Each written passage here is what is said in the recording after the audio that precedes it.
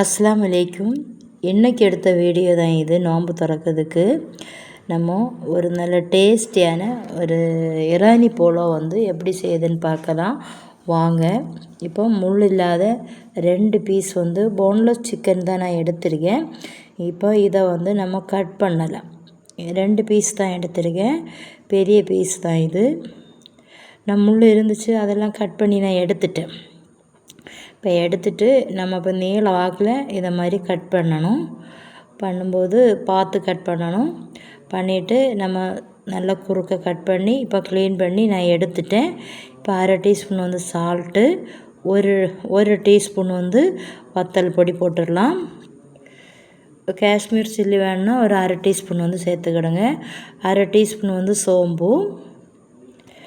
இப்போ ஒரு 1/4 டீஸ்பூன் இதில் மஞ்சத்தூள் சேர்த்துக்கிடணும். 1/4 டீஸ்பூன் கரம் மசாலா, ஒரு 1/2 டீஸ்பூன் பெப்பர். இதை போட்டுட்டு நல்லா மிக்ஸ் பண்ணிடலாம். ஆனால் அதில் ஒரு பாதி லெமன் ஜூஸ் இதில் சேர்த்துக்கிடுங்க. நல்லா மிக்ஸ் பண்ணியாச்சு. இப்போ மிக்ஸ் பண்ணதை ஒரு ஓரமாக இப்போ நம்ம வச்சிடலாம். இதுக்கு ஒரு பெரிய வெங்காயம் எடுத்து நம்ம நான் கட் பண்ணி தான் எடுத்தேன். சாப் பண்ணி நம்ம எடுக்கலாம். இப்போ இதில் இப்போ ஒரு வெங்காயம் எடுத்துகிட்டு நான் பாதி தான் இதில் சேர்த்தேன். நல்ல பெரிய வெங்காயம், பாதி தக்காளி. நிறைய தக்காளியெல்லாம் போடக்கூடாது, இது புளிக்கும். அதனால் ஒரு பச்சை மிளகு, அதை குட்டி குட்டியாக கட் பண்ணேன். இப்போ ஒரு கேப்சிகம். இந்த கேப்சிகம் அந்த மூடு கட் பண்ணி எடுத்துட்டு அதுக்கப்புறம் இந்த மாதிரி ஒரு 3 பீஸ் நம்ம கட் பண்ணி நைஸாக எடுத்துக்கிடணும். அதில் இருக்கக்கூடிய அந்த விதையெல்லாம் நம்ம எடுத்து மாற்றிடணும். இப்போ நம்ம ஃப்ரை பண்ணதுக்கு கோகோனட் ஆயில் வச்சுருக்கோம். நல்லா முறுமுறுன்னு நமக்கு நல்லா ஃப்ரை பண்ணி ஒன்றும் எடுக்க வேண்டாம். ஒரு மீடியமாக ஃப்ரை பண்ணி எடுத்தால் தான் அது ஜூஸியாக சாப்பிட்றதுக்கு நல்லா இருக்கும். இப்போ திருப்பி மறிச்சும் நம்ம 2-3 வட்டம் கிளறி விட்டு எடுத்துட்டு ஒரு சல்லடையிலே ஆயில் வடியை நம்ம இதில் எடுத்துடலாம். இந்த ஆயிலே வச்சா தான் நல்லா இருக்கும். இப்போ நான் ஒரு பாதி வெங்காயம் சேர்த்துட்டேன். அதில் பாதி தக்காளியும் சேர்த்துடலாம்.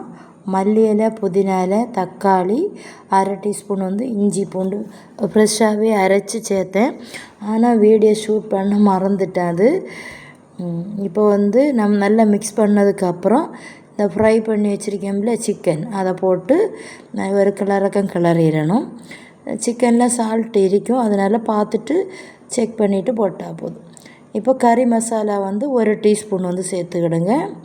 சேர்த்துட்டு ஒரு 1/2 டீஸ்பூன் பெப்பர் சேர்த்துக்கிடுங்க. இப்போ நம்ம ஆற வச்சுட்டு வேறொரு பவுல் எடுத்துட்டு இந்த பேன்லேயே தான் நம்ம செய்ய போகிறோம். இப்போ ஒரு மிக்ஸி ஜார் எடுத்துகிட்டு அதில் 1 கப்பு மைதா மாவு சேர்த்துக்கிடுங்க. ஒரு 1/4 டீஸ்பூன் சால்ட்டு, 1/2 டீஸ்பூன் பெப்பர் போட்டுட்டு இதை மிக்சியில் ஒரு முட்டையும் இதில் சேர்த்துக்கிடுங்க. அதிலே உடச்சி விட்டுக்கிடுங்க மிக்ஸி ஜாரில். இப்போ ஒரு 1/2 கப்பு பால், தண்ணி ஊற்ற வேண்டாம். பால் விட்டு நம்ம மிக்சியில் அடிக்கும்போது இன்னும் சாப்பிட்றதுக்கு டேஸ்ட்டாக இருக்கும். தண்ணி வேணால் விட்டுக்கலாம். நான் 2-3 தடவை செய்து சாப்பிட்டேன். அதுக்கப்புறம் தான் நான் வீடியோவே ஷூட் பண்ண எடுத்தேன். இப்போ ஒரு பேன் அதில் அடித்து ஒரு வாரமாக வச்சுட்டு இப்போ ஒரு பேனில் 1 டீஸ்பூன் நெய், 4 பீஸ் நான் கேப்சிகம் கட் பண்ணி கொஞ்சம் மல்லி இலையும் போட்டுட்டு அதுக்கு மேலே இந்த மாவு பேட்ரு நம்ம ரெடி பண்ணி வச்சுருந்தோம் இல்லையா, அதை இதில் விட்டதுக்கப்புறம் நம்ம சிக்கன் இருக்குல்ல, அதெல்லாம் கொஞ்சம் கொஞ்சமாக எடுத்து அது மேலே வச்சுட்டு மீடியமாக தீயை வச்சுட்டே இருக்கணும். அதுக்கப்புறம் மாவை எடுத்து டபக்குன்னு விட்டுறக்கூடாது, அப்போ எல்லாம் கலங்கிடும். அதனால் மெதுவாக தான் விடணும்.